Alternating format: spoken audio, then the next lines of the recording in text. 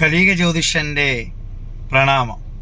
ഇപ്പം ഞാൻ ഇന്ന് വീഡിയോ ഇടാനുണ്ടായ കാരണം, നമുക്ക് 2025 കണ്ടകശനി 7 ശനിയും വരുന്ന നക്ഷത്രങ്ങൾ ഏതൊക്കെയാണ്, അവർ വളരെ ശ്രദ്ധിക്കണം. ഇനി 2.5 വർഷം 2025 മാർച്ച് 29 2025 മാർച്ച് 29 വരെ കണ്ടകശനിയും 7 ശനിയും ഉള്ള നക്ഷത്രങ്ങൾ ഏതൊക്കെയാണെന്നുള്ളത് നമുക്ക് ശ്രദ്ധിക്കാം. ഇവരിനി 2.5 വർഷം എല്ലാ കാര്യങ്ങളും വളരെ ശ്രദ്ധയോടുകൂടി മാത്രമേ ചെയ്യാൻ പാടുള്ളൂ. അപ്പോൾ ഈ കണ്ടകശനി എന്ന് പറയുന്നത് നമ്മുടെ ചന്ദ്രൻ നിൽക്കുന്ന രാശി, ചന്ദ്രൻ നിൽക്കുന്ന രാശിയുടെ 4-ാം ഭാവം, 7-ാം ഭാവം, 10-ാം ഭാവം. മനസ്സിലായ? അങ്ങനെയാണ് വരുന്നത്. ഇപ്പോൾ 4-ാം ഭാവത്തിലുള്ളവരാണെന്ന് പറയുമ്പോഴത്തേക്ക് ചന്ദ്രൻ നിൽക്കുന്ന അതിൽ അവിടം തൊട്ട് എണ്ണി ശനി നിൽക്കുന്നത്, അതാണ് 4 എണ്ണുന്നത്. ചന്ദ്രൻ്റെ അവിടെ 1 എണ്ണണം. ചന്ദ്രനാണ് നമ്മുടെ നക്ഷത്രം നിൽക്കുന്നത്. ചന്ദ്രനെ സൂചിപ്പിക്കുന്നിടത്താണ് നമ്മുടെ നക്ഷത്രം നിൽക്കുന്നത്.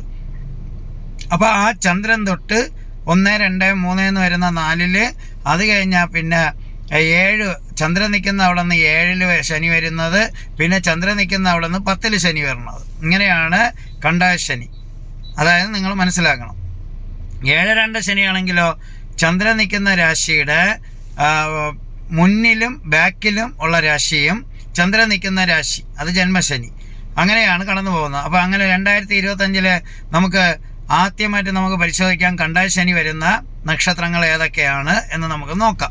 അപ്പോൾ ഇപ്പം ശനി മാർച്ച് 25 കുംഭരാശിയിൽ നിന്ന് മാർച്ച് 2025 മാർച്ച് 29-ാം തീയതി അതായത് 2025 മാർച്ച് 29-ാം തീയതി കുംഭരാശിയിൽ നിന്നും മീനരാശിയിലേക്ക് വരും.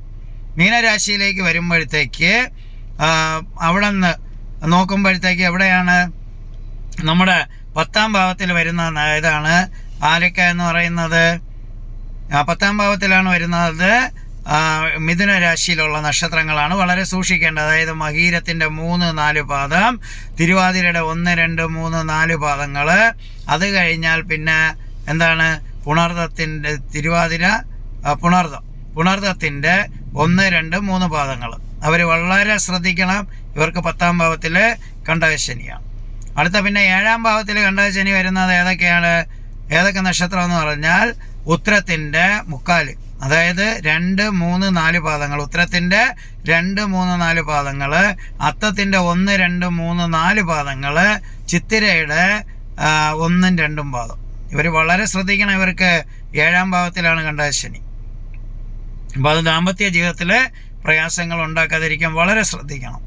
അത് കഴിഞ്ഞാൽ പിന്നെ വരുന്നത് എവിടെയാണ്? ധനുരാശിയിലുള്ള നക്ഷത്രങ്ങൾ. ധനുരാശിയിലുള്ള മൂലം, പൂരാടം, ഉത്രാടത്തിൻ്റെ കാല്. അപ്പം മൂലത്തിൻ്റെ 1, 2, 3, 4 പാദങ്ങളും, ഉത്രാടത്തിൻ്റെ 1-ാം പാദവും, പിന്നെ വന്നിട്ട് പൂരാടത്തിൻ്റെ 1, 2, 3, 4 പാദങ്ങൾ. ഇപ്പം ഇത്രയും പേർക്കാണ് കണ്ടകശനി. അവർക്ക് 4-ലാണ് കണ്ടകശനി. ഇപ്പം ഇത്രയും നക്ഷത്രങ്ങൾ വളരെ ശ്രദ്ധിച്ചാണ് ഇനി 2.5 വർഷം മുന്നോട്ട് പോകേണ്ടത്. അതവിടെ നിൽക്കട്ടെ. ഇനി അടുത്തത് 7 ശനിയുള്ള നക്ഷത്രങ്ങൾ. ഇപ്പോൾ 7 ശനി കാലമുള്ള നക്ഷത്രങ്ങൾ ഏതൊക്കെയാണ്? ഇപ്പം ജന്മശനിയിൽ നിന്ന് ശനി ഇതിലേക്ക് പോകും, നമ്മുടെ മീനരാശിയിലേക്ക് പോകുമ്പോൾ അതിൻ്റെ പുറകിലുള്ള കുംഭരാശിയിലുള്ളവർക്ക് അവരുടെ 7 ശനിയുടെ അവസാന ഭാഗത്തിലേക്ക് അവർ പോകും. ഇപ്പോൾ കുംഭരാശിയിലുള്ള ആരൊക്കെയാണ്? അവിട്ടത്തിൻ്റെ 3, 4, ചതയ 1, 2, 3, 4, പിന്നെ വന്നിട്ട് പൂരിരുട്ടാതിയുടെ 1, 2, 3 പാദങ്ങൾ. ഇപ്പോൾ ഇവർക്ക് 7 ശനിയാണ്. അടുത്ത 7 ശനിയിൽ ജന്മശനിയായിട്ട് വരുന്നത് പൂരിരുട്ടാതിയുടെ 4-ാം പാദം, പിന്നെ വന്നിട്ട് ഉത്രട്ടാതിയുടെ 1, 2, 3, 4 പാദം, രേവതിയുടെ 1, 2, 3, 4 പാദം. പിന്നെ അത് കഴിഞ്ഞാൽ പിന്നെ വരുന്നത് ആർക്കാണ്? 7 ശനി. 7 ശനി വരുന്നത് അവരുടെ മുന്നിലോട്ടുള്ള രാശിയിലുള്ളവർക്കാണ്. അതാരൊക്കെയാണ്? അശ്വതി, ഭരണി, കാർത്തിക. അപ്പോൾ അശ്വതിയുടെ 1, 2, 3, 4 പാദം, ഭരണിയുടെ 1, 2, 3, 4 പാദം, കാർത്തികയുടെ 1-ാം പാദം. അപ്പോൾ ഇത്രയും പേർക്കാണ് 7 ശനിയും കണ്ടകശനിയും വരുന്നത്. അപ്പോൾ ഇവർ വളരെ 2.5 വർഷം വളരെ ശ്രദ്ധയോടുകൂടി ചെയ്യണം. പിന്നെ ഇതിൽ തന്നെ ഈ 7 ശനിയും ശനിയും ഒക്കെ വരികയാണെങ്കിലും നിങ്ങൾ ഭയപ്പെടേണ്ട ആവശ്യമൊന്നുമില്ല. നിങ്ങളുടെ ദശാകാലങ്ങൾ നല്ലതാണെങ്കിൽ നിങ്ങൾക്ക് വലുതായിട്ട് എഫക്റ്റ് ചെയ്യില്ല. ദശാകാലങ്ങൾ മോശമാണെങ്കിൽ അത് ഓരോരോ നാളിൻ്റെ അത് വ്യക്തമായിട്ട് പരിശോധിച്ച് എക്സ്പെർട്ടായിട്ടുള്ള ജ്യോതിഷനെ കൊണ്ട് നോക്കിയതിന് ശേഷം അതിനനുസരിച്ച് മുന്നോട്ട് പോകും. അപ്പോൾ 2025 7 ശനിയും ശനിയും ബാധിക്കുന്ന നക്ഷത്രങ്ങൾ വളരെ വ്യക്തമായിട്ട് ഞാൻ നിങ്ങൾക്ക് പറഞ്ഞു തന്നു. നിങ്ങളുടെ ഓരോ ചുവടുവെപ്പും വളരെ വ്യക്തമായിട്ടായിരിക്കണം. ഇത് കോമൺ ആയിട്ടുള്ളതാണ്. ഇത് രാശിയിൽ 2.25 നക്ഷത്രം വരും. അപ്പോൾ അങ്ങനെ വരുമ്പോൾ 150 കോടി ജനങ്ങൾ ഒരു രാശിയിൽ വരും.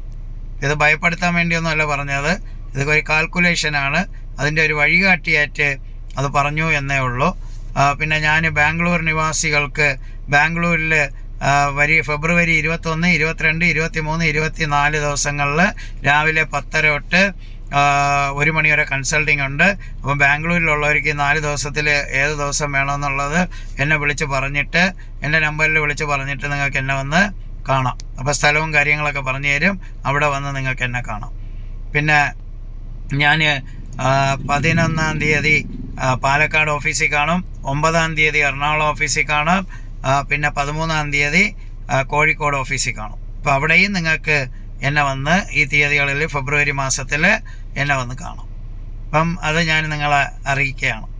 ഇത് നിങ്ങൾക്ക് വളരെ 2 പ്രാവശ്യം ആലോചിച്ച് കാര്യങ്ങൾ ചെയ്യുമ്പോൾ എനിക്ക് ശനിയാണ് 7 ശനിയാണ് എന്ന് ചിന്തിച്ചുകൊണ്ട് നിങ്ങളത് ചെയ്താൽ വേറെ കുഴപ്പമൊന്നും നിങ്ങൾക്ക് വരില്ല. ഇത്രയും കാര്യങ്ങൾ നിങ്ങൾ ശ്രദ്ധിച്ചാൽ മതി. വേറെ ഒരു പേടിക്കൊന്നും വേണ്ട. ഈ 7 ശനിയും ശനിയൊന്നും പേടിക്കണ്ട. പിന്നെ ഇതൊക്കെ വാഹനം ഓട്ടിക്കുമ്പോഴും ആശുപത്രി വാസം വരാതെയോ അങ്ങനെയൊക്കെ വളരെ ശ്രദ്ധയോടുകൂടി ചെയ്യണം. കേസ് വഴക്കുകളിൽ ചെന്ന് പെടാതിരിക്കാൻ, ദാമ്പത്യ ജീവിതം തകരാതിരിക്കാൻ. അപ്പോൾ അങ്ങനെയാണ്. അപ്പം 4-ാം ഭാവത്തിൽ വരുന്നവർ അമ്മയെ മാറ്റി സ്വത്ത് തർക്കത്തിൽ ഇടപെടുകയോ അമ്മയെ മാറ്റി വഴക്കുണ്ടാക്കുകയോ വയസ്സായിരിക്കണം അമ്മമാരോ അല്ലെങ്കിൽ അമ്മമാർക്ക് ദോഷമാണ് മാതാവ് മാറ്റി ഉടക്കാനൊന്നും പോകാതിരിക്കുക. 10-ാം ഭാവത്തിലുള്ള ഒരു തൊഴിലാണ്. അപ്പോൾ തൊഴിൽപരമായിട്ട് അവിടെ ശത്രുക്കൾ ഉണ്ടാവാതിരിക്കുക, തൊഴിലിൽ തടസ്സം വരിക, തൊഴിൽ സംബന്ധമായിട്ടുള്ള പ്രോബ്ലങ്ങൾ വരിക, ഇതൊക്കെയാണ് 10-ാം ഭാവത്തിലുള്ളവർ. 7-ാം ഭാവത്തിലുള്ളവർക്കാണെങ്കിലോ വിവാഹ ജീവിതവും മറ്റ് വാക്ക് തർക്കങ്ങൾ വരിക, ഡൈവേഴ്സിൽ വരിക, അങ്ങനെയൊക്കെ ഉള്ളതാണ് 7-ാം ഭാവത്തിലുള്ളത്. അപ്പോൾ ഇത്രയും പേര് വളരെയധികം ശ്രദ്ധിച്ചാൽ മതി. അപ്പം ഞാൻ യാത്രയുടെ ഭാഗമായിട്ടൊക്കെയാണ്. അപ്പോൾ അതുകൊണ്ടാണ് കാറിലിരുന്നുകൊണ്ട് തന്നെ സമയം കിട്ടുമ്പം വണ്ടി പാർക്കിങ്ങിലേക്ക് വരുമ്പോൾ അവിടെ ഇരുന്നുകൊണ്ട് ഈ വീഡിയോ ഞാൻ ഇടുന്നത്. സമയം നല്ല തിരക്കുള്ള ഒരു വ്യക്തിയാണ്. അപ്പോൾ ലോകമെമ്പാടുമുള്ള ആൾക്കാർ നമ്മളെ ആശ്രയിച്ച് മുന്നോട്ട് പോകുന്നു. അവരുടെ വിശ്വാസത്തിൻ്റെ ഭാഗമായിട്ട് ജ്യോതിഷം ആശ്രയിക്കുന്നവർ ഒരുപാട് പേര് വാട്സപ്പിലൂടെയൊക്കെ നമ്മളെ വ്യക്തമായിട്ട് അന്വേഷിച്ച് മനസ്സിലാക്കുന്നു. അപ്പോൾ ഇതൊക്കെയാണ് അതിനകത്ത് വരുന്ന കാര്യങ്ങൾ. അപ്പോൾ ഇതൊക്കെ നിങ്ങൾ വ്യക്തമായിട്ട് മനസ്സിലാക്കി നോക്കിയും കണ്ട് മുന്നോട്ട് പോയാൽ മതി. അല്ലാതെ വേറെ കുഴപ്പമൊന്നും നിങ്ങൾക്ക് ഉള്ളതായിട്ട് കാണുന്നില്ല. അപ്പോൾ ഭയക്കണ്ട. ജ്യോതിഷം ഒരിക്കലും ആരെയും ഭയപ്പെടുത്താനുള്ളതല്ല, ജ്യോതിഷം വഴികാട്ടാനുള്ളതാണ്. ആ ഒരു സ്പിരിറ്റിൽ മാത്രം നിങ്ങളിത് കണ്ടുകൊണ്ട് മുന്നോട്ട് പോയാൽ മതി. അല്ലാതെ വേറെ കുഴപ്പമൊന്നും നിങ്ങൾക്ക് ഉള്ളതായിട്ട് കാണുന്നില്ല. ധൈര്യമായിട്ട് തന്നെ നിങ്ങൾ മുന്നോട്ട് സഞ്ചരിക്കണം. അല്ലാതെ വല്ലതും വഴിയും പറഞ്ഞ് ഭയപ്പെടുത്താൻ ശ്രമിച്ചാൽ നിങ്ങൾ ആ വീഡിയോ ഒക്കെ സ്കിപ്പ് ചെയ്ത് മുന്നോട്ട് പോകണം.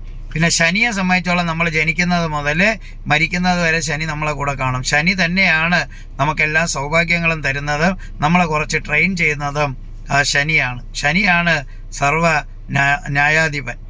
അതുകൊണ്ട് ഞാൻ പറയും എപ്പോഴും 60 വയസ്സ് വരെ ജീവിച്ചിരുന്നവർക്ക് 2 ശനി 2 ശനിയും കൂടെ 30 വർഷം അനുഭവിക്കണം. പിന്നെ 19 വർഷം ശനിയുടെ ദശാകാലം. പിന്നെ എല്ലാ ഇതിലും അപഹാരമായിട്ട് ശനി വരും. അപ്പോൾ ശനി നമ്മൾ ജനിക്കുന്ന പോലും മരിക്കുന്നവരെ ഉണ്ട്. അപ്പോൾ ആ ഒരു ഇത് മാത്രമാണ് നമുക്ക് കൂടുതലും ഇതായിട്ട് വരുന്നത്. പിന്നെ ഇതൊരു കണക്കാണ്. അല്ലാതെ മുകളിലിരിക്കുന്ന ശനി വന്ന് നിങ്ങൾ അടിക്കുക ഉപദ്രവിക്കുകയൊന്നുമില്ല. ഒരു ഗ്രഹങ്ങളും നിങ്ങളെ സ്വാധീനിക്കില്ല. ഭൂമിയും ചന്ദ്രനും സൂര്യനും അല്ലാതെ വേറെ ഒരു ഗ്രഹങ്ങളും നിങ്ങളെ അടിക്കുകയോ ഉപദ്രവിക്കുകയോ ദ്രോഹിക്കുകയൊന്നുമില്ല. അത് ഈ അറിഞ്ഞൂടാത്തവന്മാർ, ജ്യോതിഷം എന്താണെന്ന് പോലും അറിഞ്ഞൂടാത്തവന്മാർ, നിരീശ്വരവാദികൾ പറഞ്ഞു വരുത്തുന്നതാണ്. നിങ്ങൾക്ക് എല്ലാ പേർക്കും കലിക ജ്യോതിഷൻ്റെ പ്രണാമം. സുബ്ഹാനല്ലാഹ്, അൽഹംദുലില്ലാഹ്, അല്ലാഹു അക്ബർ. പിതാവിൻ്റെയും പുത്രൻ്റെയും പരിശുദ്ധാത്മാവിൻ്റെയും നാമത്തിൽ ആമേൻ. ബ്രഹ്മ വിഷ്ണു മഹേശ്വരർ ആദിപരാശക്തിയായ നമഃ. ലോക സമസ്ത സുഖിനോ ഭവന്തു. ലോകത്തിലെ സകല ജീവജാലങ്ങളും സുഖത്തോടെയും സന്തോഷത്തോടെയും സൗഭാഗ്യത്തോടെയും ജീവിക്കട്ടെ എൻ്റെ പൊന്നിൻ മഹാദേവ.